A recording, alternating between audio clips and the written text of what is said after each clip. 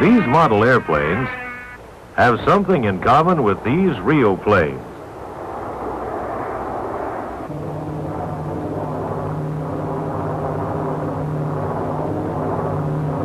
They are all part of a NASA research program to learn more about vortices, tornado-like patterns of air that trail behind the wings of airplanes, causing varying degrees of turbulence.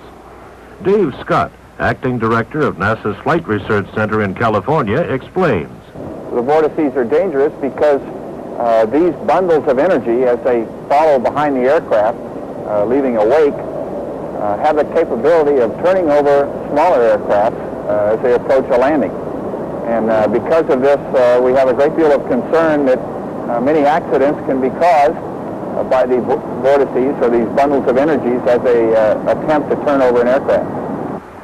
While all aircraft cause vortices, large heavy jets such as the 747 and DC-10 create the more serious problems. Air traffic density around major airports adds to the severity of the problem.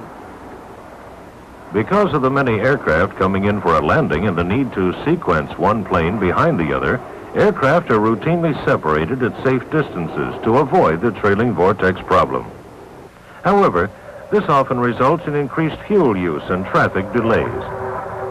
Smoke generators mounted on the wings of these planes by NASA researchers make it possible to see and investigate the whirling air patterns. The research has shown that by adjusting wing flaps at different angles and by making various design changes, the intensity of the vortices can be substantially reduced. This kind of aeronautical research today may very well result in even safer, more convenient flights in the future. Today, research is aimed at making planes fly higher, faster, farther, quieter, and with greater safety. Consider the problem of wake vortices, invisible tornado-like patterns of air that trail behind large jets, causing dangerously turbulent conditions for smaller planes following in their wake. The turbulence is so severe that flight controllers must carefully space takeoffs and landings to avoid them. Research on wake vortices has ranged from studies like these at NASA's Flight Research Center in California, where different combinations of gear and flaps are used to break up the vortex, to an experimental laser system at the Marshall Space Flight Center in Huntsville, Alabama. Working with the FAA, the experimental laser program is an effort to develop an accurate wake vortex detection and monitoring system that would permit tracking the path of the vortices produced by large aircraft.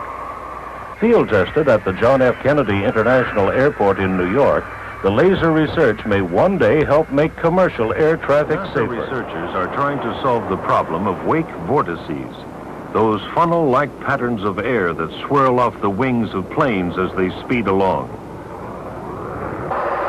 The larger the plane, the larger the vortex and resulting problem. Vortices can't be seen unless smoke or dye pods are attached to the wings. Here, the second test plane intentionally follows much closer than normal. This allows engineers to visually observe and study both the vortex and its results.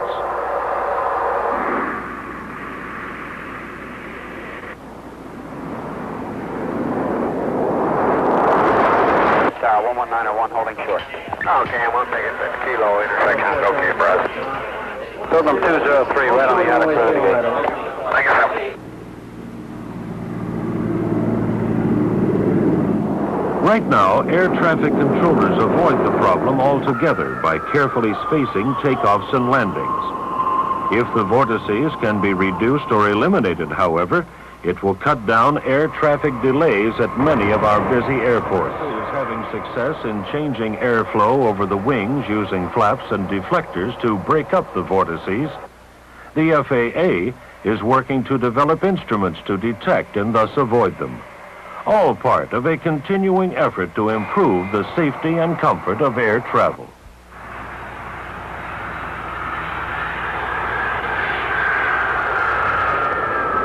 That first A in NASA stands for aeronautics, research aimed at improving the quality and safety of flying.